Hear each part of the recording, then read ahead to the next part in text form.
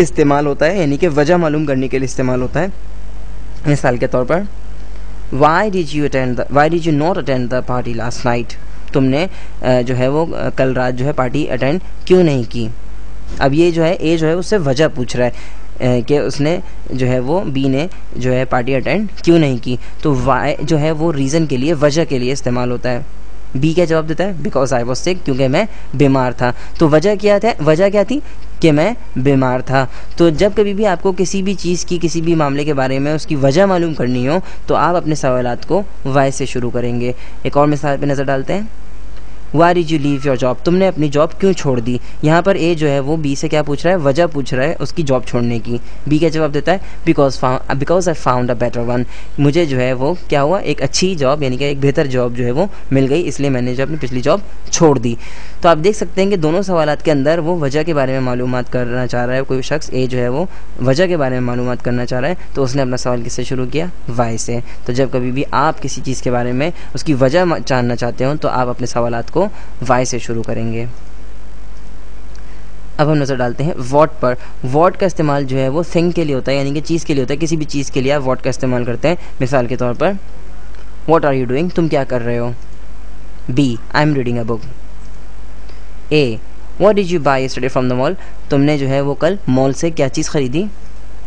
I bought a new pair of shoes, मैंने जो है एक नया जोड़ा जूतों का ख़रीदा। तो आप देख सकते हैं कि जब कभी भी आपको किसी चीज़ के बारे में मालूमात करनी है तो आप वॉट से अपने जुमले को, अपने क्वेश्चंस को शुरू करेंगे।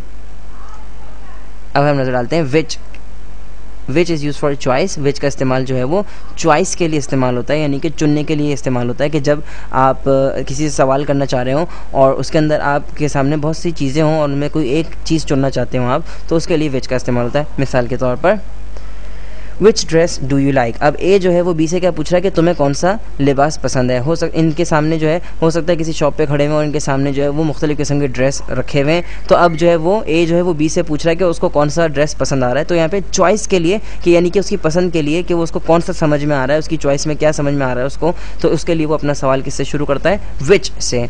अब बी इसको क्या जवाब देता है, I like the red one, यानी मुझे जो है वो लाल वाला पसंद आ रहा है। तो आप देख सकते हैं कि आप जब कभी भी आप चॉइस के लिए अपना चॉइस मालूम करने के लिए सवाल करेंगे तो अपना उसके लिए आप सवाल कैसे शुरू करेंगे, विच से। एक और मिसाल पर नज़र डालते हैं। विच मोबाइल डू यू लाइक, तुमको कौन सा मोबाइल पसंद है। बी नोकिया, यानी कि अब इसमें भी मोबाइल के अंदर भी चॉइस होती है मुख्तलिफ फ़ोन की। तो ए जो है वो बी से उसकी चॉइस के बारे में पूछ रहा है कि उसको कौन सा मोबाइल पसंद है, इसलिए वो अपना सवाल किससे शुरू कर रहा है, विच से। एक अहम चीज़ मैं आपको बताना चाहूँगा यहाँ पर, वो ये कि बराए मेहरबानी इनके लफ्ज़ बलफ्ज़ तर्जुमे पे मत जाएँ। वैसे इनका लफ्ज़ बलफ्ज़ तर्जुमा आपको काफ़ी मदद दे सकता है, ठीक है, यानी कि विच का मतलब कौन सा, या वॉट का मतलब क्या, या वाई का मतलब क्यों। लेकिन मैं फिर भी आपको यही बात कहूँगा कि बराए मेहरबानी इनके तर्जुमे से ज़्यादा इनके काम पर आप ध्यान दीजिए कि किस तरीके से इस्तेमाल हो सकते हैं। वैसे इनका तर्जुमा काफ़ी जो है वो मददगार साबित हो सकता है जुमले बनाने में। अब हम नज़र डालते हैं whom पर, जो कि क्या है, ऑब्जेक्ट है किसका, who का। फॉर एग्जाम्पल मिसाल के तौर पे whom did you give your books, तुमने अपनी किताबें किसको दी। यहाँ पर आप देख सकते हैं कि whom जो है वो किस लिए इस्तेमाल हो रहा है, ऑब्जेक्ट मालूम करने के लिए इस्तेमाल हो रहा है जुमले के। और बी क्या जवाब देता है इसका, I gave my books to Aslam. तो whom did you give your books, I gave my books to Aslam. तो मैंने किताबें किसको दी हैं, असलम को दी हैं। तो मैंने अब ए जो है सवाल पूछ रहा है तुमने किताबें किसको दी हैं, और मैं जवाब दे रहा हूँ मैंने अपनी किताबें किसको दी हैं, असलम को। तो आप ये देख सकते हैं कि असलम जो है वो क्या है, रिसीवर है। दूसरे जुमले में आप देख सकते हैं कि असलम को किताबें जा रही हैं। असलम जो इनडायरेक्ट ऑब्जेक्ट है, और देने वाला कौन है, यानी सब्जेक्ट क्या है इस जुमले का, आई सब्जेक्ट है, और गेव जो है वो वर्ब है, और माई बुक्स जो है वो डायरेक्ट ऑब्जेक्ट है, और इनडायरेक्ट जो ऑब्जेक्ट क्या है, असलम। तो जब कभी भी हमें इनडायरेक्ट ऑब्जेक्ट मालूम करना होता है जुमले के अंदर तो हम whom से जो है वो जुमला शुरू करते हैं, जैसे कि आप देख सकते हैं। इसके अलावा एक बात और बताता चलूँ यहाँ पे कि आम अंग्रेज़ी बोलचाल के अंदर who भी इस्तेमाल हो सकता है whom की जगह पर, यानी कि ऐसे भी कहा जा सकता है who did you give your books, I gave my books to Aslam. तो whom या who दोनों इस्तेमाल होते हैं। एक और मिसाल पे नजर डालते हैं। whom are you talking to, तुम किससे बात कर रहे हो। I am talking to my friend, मैं अपने दोस्त से बात कर रहा हूँ। तो यहाँ पर भी आप वही मैं बता रहा हूँ कि आप who भी इस्तेमाल कर सकते हैं, यानी कि आप ये कह सकते हैं who are you talking to, या whom are you talking to I am talking to my friend. ध्यान में रखिए whom जो है वो ऑब्जेक्ट मालूम करने के लिए इस्तेमाल होता है जुमले के। ओके, ये बात मेरे ख्याल में काफ़ी वाज़ेह हो गई होगी। आप देख सकते हैं मिसालों को, आपको बेहतर तौर पे समझ में आ जाएगा इससे। अब हम नज़र डालते हैं हाउ पर। हाउ जो है वो तरीक़ाकार के लिए इस्तेमाल होता है, यानी कि मैनर के लिए इस्तेमाल होता है कि कोई भी काम किस तरीके से होता है या हुआ। और हाउ जो है वो भी एक WH वर्ड है, लेकिन इसकी चीज़ आप देख सकते हैं कि पहले H आ रहा है, फिर O आ रहा है, फिर W आ रहा है। तो ये मत समझिएगा कि ज़रूरी है कि पहले WH ही आना चाहिए, यानी पहले W और फिर H हो। तो हाउ भी जो है वो क्या है, एक WH वर्ड ही है, क्योंकि इसके अंदर W भी है और इसके अंदर H भी मौजूद है। मिसाल के तौर पे how did he play last week, उसने पिछले हफ्ते कैसा खेला।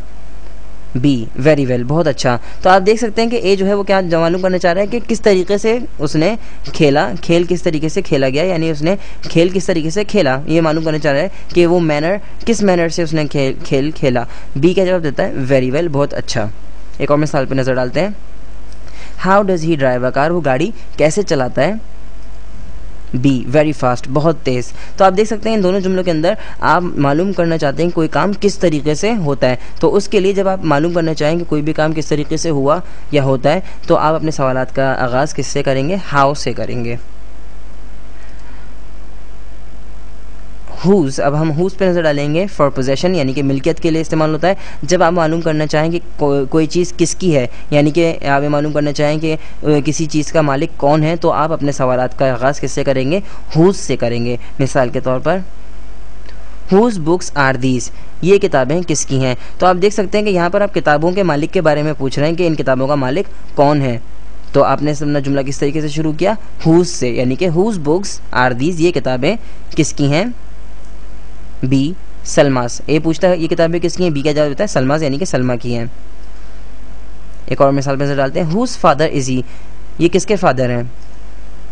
ही इज़ माई फादर, ये मेरे वालिद हैं। तो आप देख सकते हैं कि यहाँ पर ये मकसद ये है कि किसका ताल्लुक़ किससे। यहाँ पर ज़रूरी कोई, यानी कि कोई बेटा अपने बाप का मालिक नहीं बन जाता, यानी कि ताल्लुक़ ज़ाहिर हो रहा है कि इसका ताल्लुक़ किससे है, ठीक है। और यहाँ पर आप देख सकते हैं किताबों का मालिक यहाँ पे ज़रूर है कि इस तरीके से पोजेशन के लिए इस्तेमाल हो रहा है कि किताबें किसकी हैं। आप ये दूसरे अल्फाज में ये भी देख सकते हैं कि इन किताबों का ताल्लुक़ किससे है। इसी तरीके से इस आदमी का ताल्लुक़ किससे, यानी कि ये वालिद किसका है, तो ही इज़ माई फादर, आप देख सकते हैं कि ये मेरे वालिद है। तो मिल्कियत के लिए या ताल्लुक़ के लिए कि किसी चीज़ का ताल्लुक़ किससे है, और आम तौर पे मिल्कियत के लिए कि किसी चीज़ का मालिक कौन है, उसके लिए हम हुज़ का इस्तेमाल होता है, हुज़ का इस्तेमाल करते हैं कि इस चीज़ का ताल्लुक़ किससे है। अब ये रिश्ते की सूरत में भी हो सकता है या किसी चीज़ की मिल्कियत की सूरत में भी हो सकता है। और इस सबक में से इतना ही। मुकम्मल लैंग्वेज कोर्स के लिए मेरी वेबसाइट विज़िट कीजिए, और एक्सरसाइज सॉल्व करने के लिए इस यूनिट की please visit my website www.a2zoфenglish.com। और मैं हूँ फैसल समीउल्लाह। इंशाल्लाह अगले यूनिट में आपसे मुलाकात होगी। और अगर आपको मेरा ये ट्यूटोरियल पसंद आया तो बराए मेहरबानी इस ट्यूटोरियल को रेट कीजिए और कमेंट्स ज़रूर लिखा करें, ताकि जो है मुझे पता चले कि आप की राय के बारे में, कि आपकी राय क्या है मेरे ट्यूटोरियल्स के बारे में। और आज के लिए इतना ही। इंशाल्लाह अगले यूनिट में मुलाकात होगी, तब तक के लिए अल्लाह हाफ़िज़।